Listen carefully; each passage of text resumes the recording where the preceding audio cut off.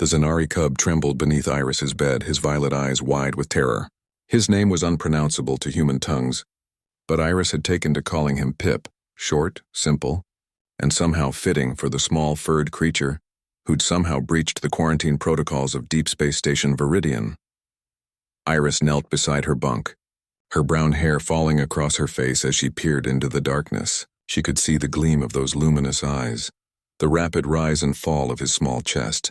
The cub couldn't have been more than a few cycles old, barely reaching her knee if he stood upright. "Hey there, little one," she whispered, her voice soft as starlight. "Nobody's gonna hurt you here." The cub pressed himself further into the corner, his translator collar sparking uselessly. The technology wasn't designed for younglings, their neural pathways too underdeveloped for the synaptic interface. Iris sat back on her heels, thinking. Station security would be searching for the breach. The Zanari were a notoriously territorial species, and an unattended cub would cause a diplomatic incident of catastrophic proportions. The adult Zanari delegation was 3 decks up, attending peace negotiations with the human colonial fleet. If they discovered their young one missing, she couldn't imagine the panic, but she also couldn't drag a terrified child from his hiding place and thrust him into the cold fluorescence of station security processing. "All right," Iris said, standing slowly. "You stay there as long as you need to." She moved to her desk, tapping her comm unit. Jassie's face appeared on the screen, his dark eyes questioning. Her fellow xenobiologist raised an eyebrow. "Iris? It's Oro 300 hours. What's? I need you to come to my quarters quietly and bring your field scanner." She kept her voice level, but Jassie knew her well enough to read the urgency. On my way, 7 minutes later, Jassie slipped through her door, scanner in hand. His tall frame filled her small quarters as she pressed a finger to her lips and pointed beneath the bed. Jassie crouched, his scanner humming softly. His eyes widened. "Is that a Zanari cub?" "Yes."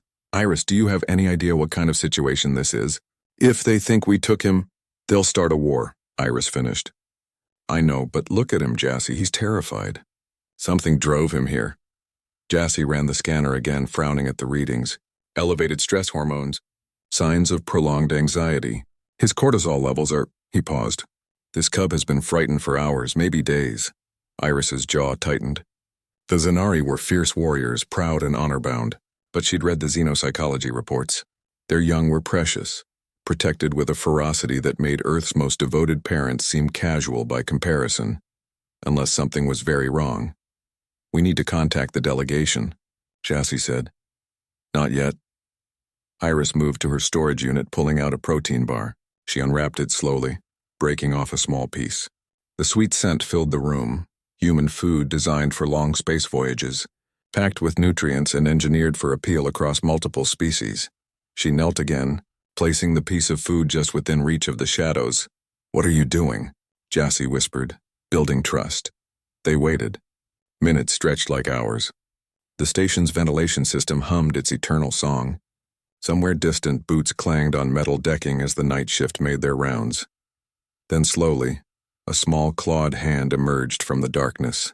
The cub snatched the food and retreated, but not quite as far as before. Iris smiled. "There you go." She placed another piece slightly closer. Then another. Each time the cub emerged a little more, his fear warring with curiosity and hunger. Finally, she could see him properly, barely 3 feet tall, covered in silvery blue fur that caught the light like water. His ears were flat against his skull, his tail wrapped tight around his legs. "You're safe here," Iris murmured. "I promise." The cub's translator collar sparked again, and through the static, broken words emerged. "A dark, loud, afraid." Jassie's scanner beeped softly. "Iris, I'm picking up audio trauma markers. I think something scared him during the delegation meetings. Possibly the weapons demonstration this evening." Iris closed her eyes. Of course. The humans had showcased their defensive capabilities. Railguns, plasma cannons, the thunderous roar of controlled explosions. To demonstrate strength, to prove they were worthy allies to a small cub, it must have sounded like the end of the world. "The dark," Iris said suddenly. He said the dark. Chassis Zanari are a diurnal species. They evolved under a bright binary star system. Darkness isn't natural to them. She stood, moving to her control panel. With a few taps, she adjusted her quarters lighting. Not the harsh overhead, but the soft ambient strips that lined the walls. Warm, gentle illumination that pushed back every shadow. The cub's ears lifted slightly. Iris grabbed her spare blanket, folding it on the floor beside her bed. She placed the last of her protein bar on it, then stepped back, sitting against the far wall with Jassy. They waited. Minutes passed. Then, with hesitant steps, the cub emerged fully. He was beautiful, delicate bone structure, expressive eyes, tiny hands that seemed too small for the claws they bore. He approached the blanket, sniffed it, then looked directly at Iris. Safe? The word crackled through his collar. Safe, Iris confirmed. I promise. The cub climbed onto the blanket, circling once before curling into a tight ball. But his eyes remained open, watching them. Now we call the delegation, Jassy said softly. Now we call them, Iris agreed. But the light stays on. She contacted Station Command, who contacted the Zanari delegation, and within minutes, her quarters were crowded with towering Zanari warriors. Their weapons holstered, but their presence overwhelming. The largest stepped forward. The cub's father, they learned. His name was a series of clicks and growls that the translator rendered as torn sky before battle. He looked at his sleeping cub, then at Iris, then at the soft lights glowing around the room. You kept him safe, he said, his voice like grinding stone. He was scared, Iris replied simply. No child should be afraid in the dark. Torn Sky before battle regarded her for a long moment.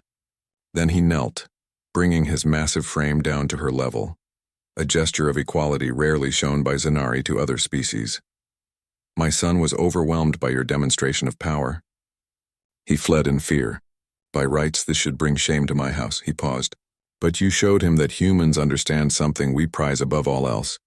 Protection of the young, regardless of whose young they are.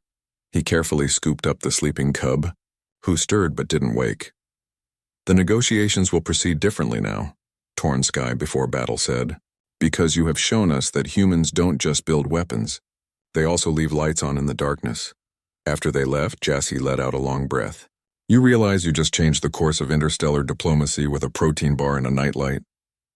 Iris smiled tiredly, looking at the soft light still glowing around her room. Humanity's greatest strength isn't our weapons or our technology, Jassy. It's our empathy. We remember what it's like to be afraid of the dark, and we remember that someone somewhere once left a light on for us. She didn't dim the lights that night, and somewhere in the station, in the Zanari delegation's quarters, neither did they.